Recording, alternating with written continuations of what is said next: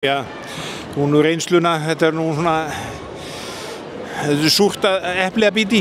Já, bara mjög súrt að við náðum bara ekki að finna taktin í þessu leik. Færingarnir eiga bara hrós skilið, þær gerðu þetta vel, bara sóknarleikurinn var vel smurður hjá þeim og það var bara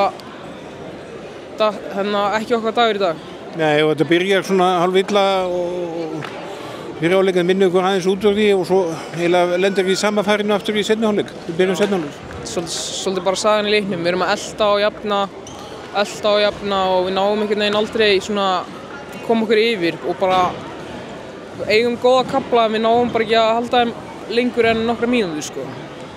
Það er vonbrigði að tapa fyrir Færeyingum eða hvað? Já, það er alltaf vonbrigði að tapa leik sko, sama hver andstæðingurinn er og bara sérstaklega líka á heimavelli. Maður vill alltaf vinna alla leiki og sérstaklega fyrir framan áhorfendurinn okkar sko.